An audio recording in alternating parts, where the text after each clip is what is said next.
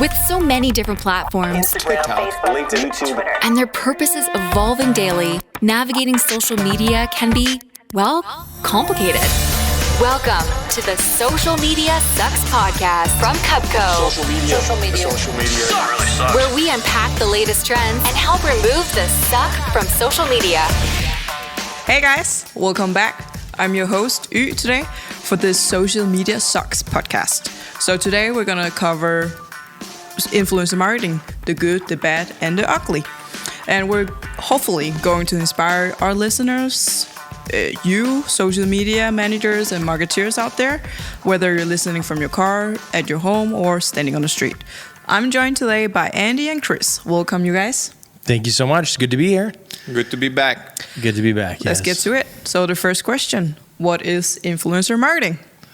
What is influence? Do you want me to take that? Yes, of course. Influencer marketing is where you pay people to say cool stuff about you. Basically.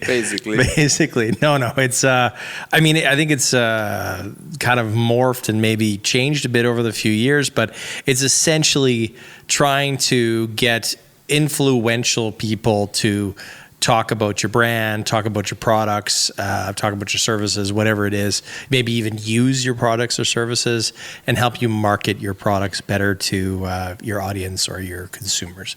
And that's a very broad term, but I would say that that's the basics of it. And then there's some other small niches within that. So, for example, in the pharmaceutical industry, they actually call it key online influencers or key opinion leaders.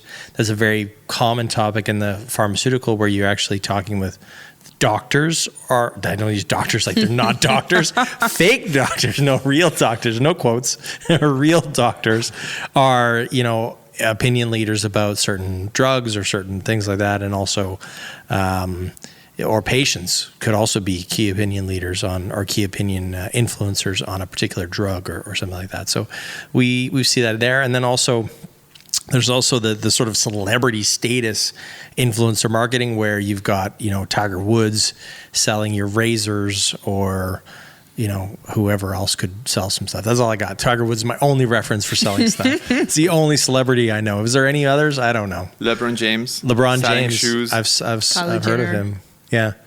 Kylie Jenner. Or, even making products together with people, like an Air Jordan type of situation. Yeah. Where you're actually like making a product, a signature product with that influencer or celebrity. That is also a form of influencer marketing. So yeah, that's kind of it in a nutshell. Anything to add?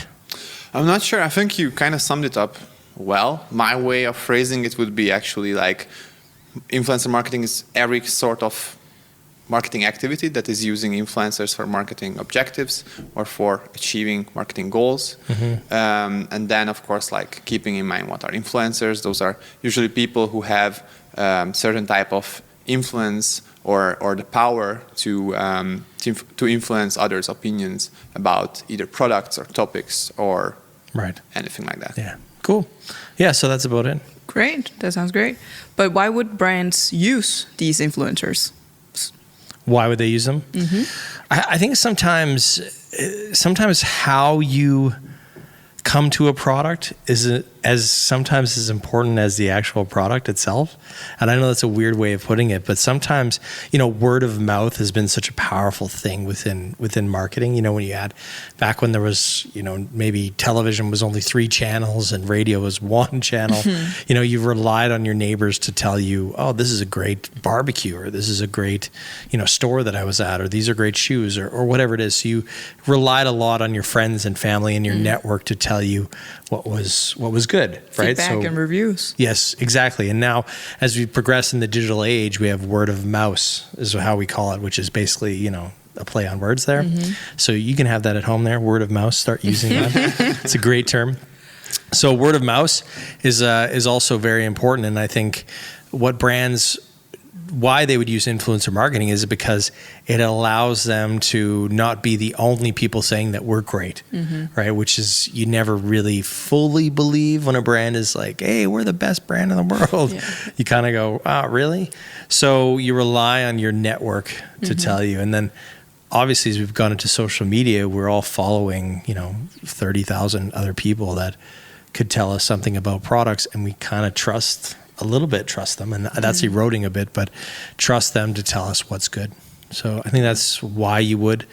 That's what I've seen anyway. Why brands want to do it, right? Yeah. What do you think, Amy? I think there are a few key elements in consumer behavior, and having an effect on consumer behavior or changing that in some direction. Definitely. And I think aspiration is a really strong aspect of consumer behavior, and that is one of the most important aspects of making purchasing decisions, and that can be very well affected or basically influenced by aspirational people who are sort of role models. And this is kind of like looping back to where influencer marketing started, right? In the old ages of influencer marketing, it was just athletes, right? And all the kids wanted to athletes, athletes, and then all the kids just wanted to get their gear because I want to be like Mike. Of course. Yeah. Right? Do you remember that? I do. I still want to be probably like. affected by I it. I definitely wanted the Nikes. I mean, I wanted to be like Mike. Yeah. So it worked, right? I mean, for users, it's kind of like cutting a step because then you already have someone who tried the product for you, so you kind of have that to rely on. Yeah, right? exactly. Yeah. I think the aspirations thing is a big thing.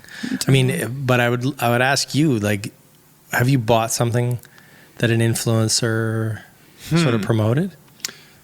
Wow, that's a good question.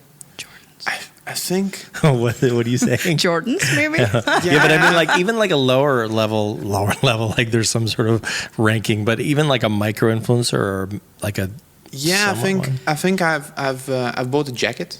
Yeah. That was not promoted by an influencer, but I saw it on a micro influencer, and I was like, hey, where did you get that jacket? Because I was like, oh man, that jacket is hot.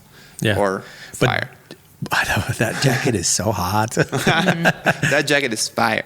So Okay. yeah, I reached out on Instagram and I was like, hey man, where did you get the jacket? Yeah. And he was really kind and answered and took the time to point me in the direction of a shop and so on. So I bought that. And actually I played basketball and I still play basketball. And every time I buy a shoe to play in, I usually buy the Kevin Durant shoes because he is my favorite player. So Why not? If I buy a shoe that I want to use on the court, then I'm only going in KDs. So Okay, nice. Yeah. Inspiration, right? Good. Have you? Oh, yeah, I think I did. Of course, I've done that.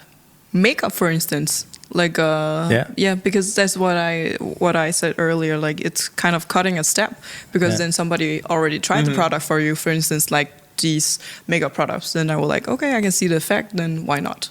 Yeah. That's really interesting. Do you feel like it's actually bridging some sort of gap in the product discovery? I think it does because there's so many products out there. There's so much to consume. Yeah. So you have so many brands telling you our brand is the best. We can do this and we are the best on the market. But then actually somebody you follow and you, like you said, trust actually tried the product. Let's assume they tried it and you can see the effect and they talk positive about it. Then why not just select this product that they use instead of doing the market research and trying every serum there is, like last serum there is on the market. So I definitely think it shortcuts some of the funnel. And I think that's also, like, we're talking about why. Those of you just joining in and you've skipped ahead because you didn't want to hear us, but we're talking about why brands should do influencer marketing. And I think you've kind of hit it on the nail on the head. It's like it can help you skip a few steps in the user journey towards purchase because you're basically building trust, credibility, a use case, and then the people don't have to do as much research. Because I don't know about you, but for me, whenever I'm buying something, the research phase, oh my God, I spend forever looking at something. And because everybody buys things online now, so you don't necessarily get to touch it and feel it and see, is this working? So you really rely on influencers to tell you what you should purchase. And I think brands who don't do that are missing out big time on shortcutting that funnel a bit and getting to a purchase decision much quicker. Well, you guys talk about a lot about the good parts in social media, influencer marketing. So what do you guys think might be the bad parts of this aspect? This is called the good, the bad, and the ugly of influencer marketing. Okay, should I start? Do you want to start on the ugly? Yeah. And he's going to give us the ugly. Okay, one thing that I really feel like is a bad thing about influencer marketing is when you are trying to use an influencer because of their credibility and because of their ability to make your brand more relatable for consumers on a personal level. And you can't achieve that because many of the influencers nowadays are so unrelatable because they are just sellouts. Basically, they are flooded the market. Yeah, they're liking every week some sort of different scent, a new perfume, or some sort of new makeup palette that they just got. And I think there is also like this aspect that like in the beginning, every influencer sort of starts out like as a creator. And there is so much freedom and there is so much value in the stuff that they create because most of the times they're doing it for fun, they're doing it to express themselves, right? It's original. Yes, it's very original, very authentic, very valuable for an audience. And that's also why they, get noticed. Yes, yeah, exactly. This is why they are succeeding. What built their audience in the first place. Definitely. Yes, and then they avoid this. And then they are like, kind of entering this phase of content creation where they are just creating content for the sake of putting something out. And you can see that the effort is not there anymore in terms of creativity because they don't need to. They have a huge audience, they're feeling comfortable, brands are reaching out, and they don't have to innovate. It's going to be product placement, basically. Exactly, yeah. Yeah, it's a billboard. I mean, Yeah. I call them billboard influencers because they Yeah. literally are just a billboard. They're a space to put an ad on. It's not the greatest. Yeah, and it kind of makes me sad because I think there were like a lot of great creators out there who became billboards, sort of, or human billboards. And I think it just kills the joy and it kind of Kills the joy. Of buying stuff. You're killing my joy, man. no, but I was really into your content and then you killed my joy. Just unfollow. yeah, but like literally, like when you are watching, for example, like a tech YouTuber, and like every, I don't know, 5th minute there is like a new sponsored piece of content in the video, or like a new piece of sponsored product or something, and you don't even know which part of their opinion you can trust anymore. Yeah. I think it just removes all the juice from influencer marketing and the power of influencer marketing.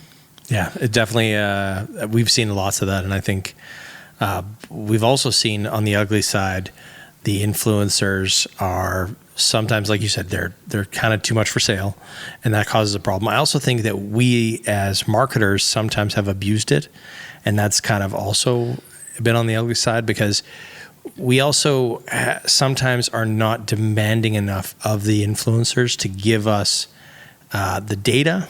Is this working? Is it not working? Also making sure we have the right contracts in place, the right agreements, the right expectations. So it's also been, I mean, we take some of the blame by not being professional enough in some ways, right? And really directing everything towards being a better ecosystem for everybody, for brands, for agencies, for the influencer. Sometimes we just jump on stuff without thinking too much about it. And I think that's also the ugly side. But I would say some of that also falls on the influencer not being professional enough themselves as well in... Or transparent. Or transparent enough or understanding like, okay, you have a business, you're now a business. So you have to operate as such and give us a contract that makes sense. Yeah. Tell us what's behind the numbers. Tell us how effective you are as a business. Because if you're paying for somebody's, promotion of your product, you better understand what are you potentially going to get from this. And a lot of influencers have kind of ignored that part. So that's been the ugly. And I think also as there's kind of a gold rush on influencers, that's also rushed in a ton of people that, have kind of gamed the system to become influencers. We've seen this ourselves, for example.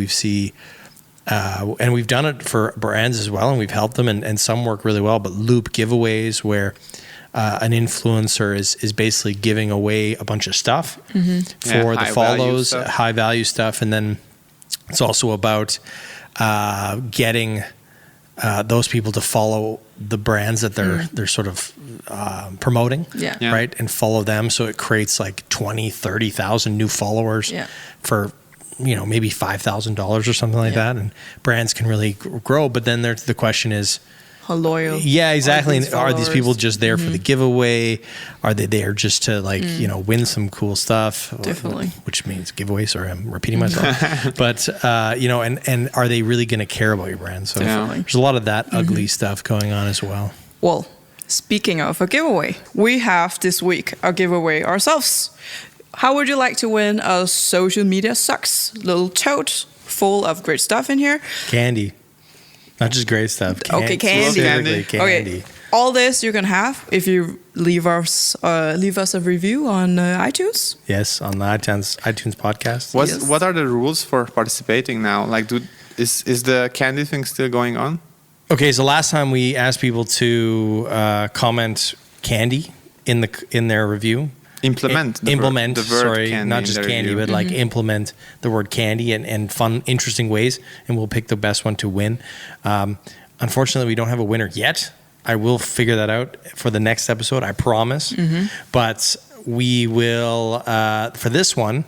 If you'd like to win this, we're gonna say if you can incorporate the word ugly in your review. Okay. Okay, let's see how in a creative way, in a nice way. Yeah, in a nice In way. a nice way. Don't be Exactly. calling people ugly. Yeah. We don't want to. We want ugly in a we have good very way. Fragile egos here. Yeah. We work in marketing, right? We need to be stroked daily. Oh, nice. Good social media manager. You're doing great. You're doing great. All right. If you can do that, if you can stroke our egos, make us feel good while using the word ugly in your comment. In your comment. When you leave us a review on iTunes. Exactly. You could potentially win the Social Media Sucks tote that is just fantastic. It holds your stuff. And it's That's all I got to say. sweet as candy. You can hold your stuff. Yeah. I mean, Who what else do doesn't you like want? merch? I think What it else looks do you dope. want from a tote? Looks dope and makes you stand out from the crowd on the It does. street It because does. nobody thinks about. I mean, nobody says it. Everybody thinks about like, Yeah. oh man, you could social be the media next sucks. influencer. Yeah, and if you post it on your stories with, and tag us, then maybe we'll do some extra stuff for you. Free stuff. Right. All Free right. stuff. Let's keep it going, guys. Yes. So we uncovered why brands should do influencer marketing. Why? What's the ugly or bad parts about it? So, what's the good part about influencer marketing? We talked a little bit about it, but I would say that it's also one of the ways that some of the biggest brands are growing right now. Before the podcast, like earlier today, me and Andy were talking about, and actually last podcast as well, we were talking about Gymshark. Yeah. They built a giant multi-billion-dollar business or billion-dollar business Yeah. on a little bit of influencer, not a little bit, a lot of influencer marketing. We also see Daniel Wellington, the watch company. You mentioned Kylie Makeup at the start here. I mean, that's obviously she was a celebrity, but also an influencer in that sense of very much an Instagram sort of personality that grew a multi-billion-dollar company.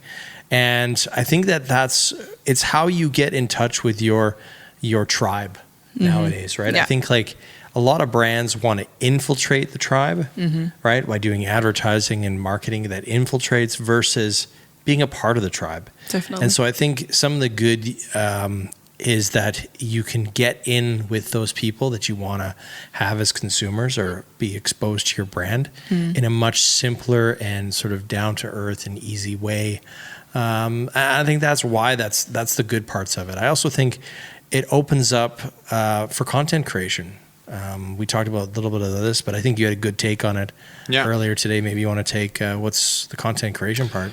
I think the content creation part is that it's influencer marketing gives brands an excellent opportunity for creating and co-creating content together with the influencers, and that will help them produce very authentic, very relatable content that will perhaps and most often resonate well with their audience because who would know better a certain audience segment than an influencer who actually specialized and already built a working strategy targeting that specific segment. So it knows I think their community, right? exactly. Yeah, they know the community really well. And I think that's also, you get that data as a marketer, you get to understand what is this audience about and how can we, best treat them and serve them. So that's really some of the great parts about influencer marketing.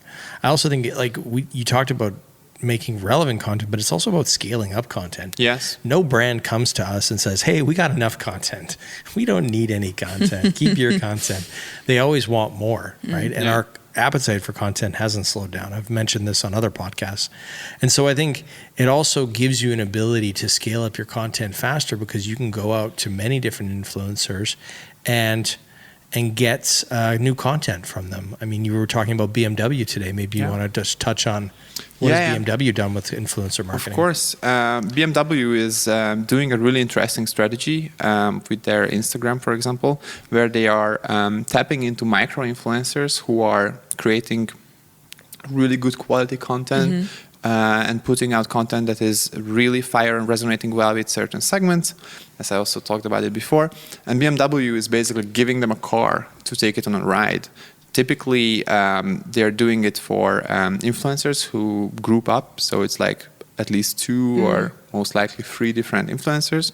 So they can also make sure that, however, these are micro-influencers, the reach is still kind of going to be there. And then they go out for some sort of journey, or they go on like a road trip with the car. And then in the meanwhile, they're going to create content, of course. And that content will be owned by BMW. And then they will also, however, the micro-influencers are also posting the content, of course, on their own stories and feed. BMW will also use the content. So it's a really easy way for BMW, and also kind of cheap way for BMW to get content in the door and keep their posting volume high. Because actually I once did a pretty fun competitor analysis on BMW, and I could see that they are one of the best ones on social media, and especially on Instagram. So so that's definitely a They're great kicking butt example there. So can you guys, last question actually, while we're at this topic, how can brands use influencer marketing better than they currently do? Like this BMW is definitely a great example. Could you think of more methods? I mean, I think there's some tips that we can hand out, things that we normally see. Second giveaway today. No.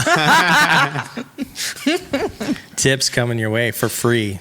Free tips. Record. Watch this segment or listen to this segment, depending on where you are. So tips. What we've seen is do your due diligence really well. Understand who is that influencer. Do they fit your brand, your tone of voice, your message? Lots of people have been burned by using the wrong influencer, and then that influencer goes off and does something horrific, like, protesting, or not protesting, but like pretend protesting and showing up. Oh, I've seen that. So That's bad. crazy. So bad. It's so cringe. And so you kind of like, you are guilty by association in some ways, which is unfortunate, right? Because, you don't want to be roped in with somebody that you don't align with. So do your due diligence. I think the second tip would be ask a lot of questions, ask for analytics like we talked about before, get the data to understand and see like how successful their previous campaigns were. Ask what other brands they've worked with. If they've worked with your direct competitor like 3 months ago, probably not a good strategy. And then I would say get your agency involved early. We've seen things where we've gotten sort of the influencer campaign later in the process to say, hey, we've got these influencers, but the contracts with them aren't really set to do something about that content that we're thinking about, so we're coming up with these concepts, but then we go back to the legal teams or we go back to the influencer teams and they're like, yeah, but we can't do that. We haven't paid for that and we got no more budget for that. So I would say get your agencies involved earlier so that they can help you build the campaign properly. And also I would say use influencers as content creators. We mentioned that before, not just as billboards, but work with them to collaborate. Try to create long-term relationships with them. Ambassadors, yeah. Like try to think of them as not just a billboard, like we mentioned, but as a partner. as somebody that you can have a long-term situation with. I think, for example, Samsung's done that brilliantly with Casey Neistat. Like, he's a long-term ambassador with them. He does crazy video shoots with them. He supports them. They come together and collaborate to build content together. That's where things get really good with influencer marketing. And I would say, the one thing that I would also say, and that goes for every marketing thing, if you haven't done influencer marketing yet and are just thinking about doing it, don't use your first experience to set the whole direction. I mean, it's like everything in life. If the first time you do something, you suck. Like, literally, the first podcast we did, you should go back. It's like 2 or 3 years ago, like when we first did it, it always sucks, right? And it's the same with anything in marketing. The first time you do it, it's probably not going to be the best. So don't use your first experiences with influencer marketing to bias you towards the future. I think you got to keep trying at it, looking at it, getting better at it, and then eventually it clicks and it's like, okay, this is working. So I would say that's generally my tips. And then diversify. I think influencer marketing gives you a chance to diversify who you're working with so that you can hit different types of audiences. You can get these, hipsters over here, and you can get these nerdy people over here. You can get this group here, and you can kind of look at all of these different segments and see, okay, who fits our product, or who fits our audience, I guess. Sorry, I know I talked a lot. That was a big rambling. Everyone's Andy like, just waiting for you to stop so he can come with thirsty. some. He's thirsty. Sorry, Andy. Let's hear your beautiful voice, Andy. I think that was pure gold. Obviously, no, but Pay the guy. He's got to say that. In candy. It's golden candy. It's golden ugly. Go for it. Sorry, I'm interrupting. No, but basically, I think what you said was really well put together, and I think those are really nice tips. I would give something that's a bit maybe more high level, a bit more fluffy maybe, and I think it's important that if you're already dedicated to the idea of working with influencers, then make sure that, as also Chris mentioned, do your homework, look into their comments, look into what they were doing previously, maybe not only to 3 months back, but make sure that you're maximizing on the value that you're going to get in return after these activities. So I think that's very important first, that you do your homework and you know who you want to work with. The second one is that I think you should aim for opening up a conversational relationship with the influencers, because they are experts in their niche.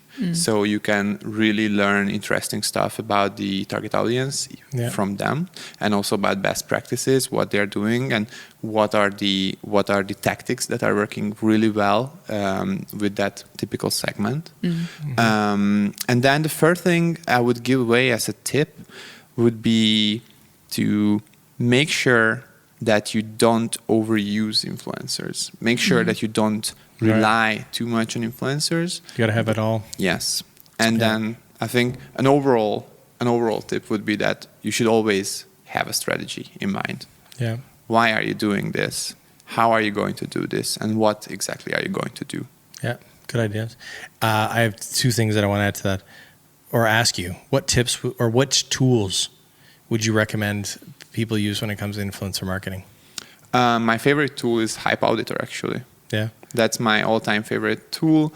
It's really smart. It will give you a breakdown on the audience of different influencers. It will give you a breakdown on their niches. It will also show you their growth curves and also basically detect if they have done any sort of like growth hacks. Yeah, growth black hacks hat, or black hat, or used any sort of black hat solutions for growing their audience and getting where they are. So the tool can detect if they did like a follow push in the past at some point, or if they were part of, or probably part of a influencer, or how were they called, like comment pods? Where they are like kind of circle commenting. Oh, it's like, so everybody joins a pool and I don't know what you call it, but I think you would call them pods. So if the given influencer engagement pods, exactly. Yeah. So if the given influencer was part of any of those, because then you can also see like, however, this influencer might have like, I don't know, 200 comments. probably 180 of those comments were actually forced, and probably the favor was returned by the influencers. Scratching each other's backs. Yeah. Yes, exactly. Yeah, that's a good one. So Hype Auditor is a good tool. And then I had another question for you, but I forgot what it was. Then it's not important. That's It's what Danish not people as say. important as it should be. Oh, yeah. And make sure you're sponsoring your posts with the influencer. So what you can do in Instagram, for example, is if the influencer tags you as a business partner for that particular post, then you can go in and use that sponsored post as sponsored content. So you can actually increase the reach and increase the effectiveness of the content that the influencer is making for you through sponsored ads. So don't forget that. That's an often missed element, that you can actually go and sponsor that content. Yeah. And actually, just to add on top of that, I've read an article somewhere at some point, so don't quote me on Don't this. fact check. Okay, there goes my credibility. Never mind. Fake news, guys.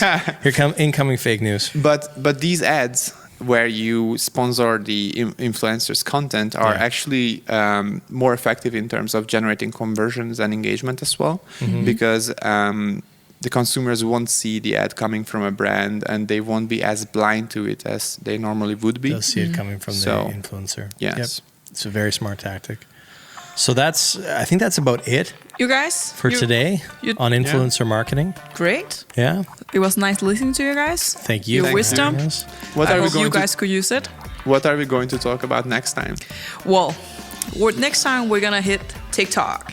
I think My next favorite. episode's going to be the Halloween episode, guys. Okay, so we're going to dress we're going up. with the scary We're going to scary dress up stuff. as each other next time. So who's going to wear my jacket? I can I have wear that it. exact jacket, actually. I Well, have that exact jacket. well, you guys, next episode we're gonna talk about TikTok and the trends and tactics to help you succeed on this fast-growing platform. Yep. Let's do it. Thank you for See listening. you guys next time. Thank you. See you See you guys. guys next Thank time. you. Bye. Bye. This has been the Social Media Sucks Podcast.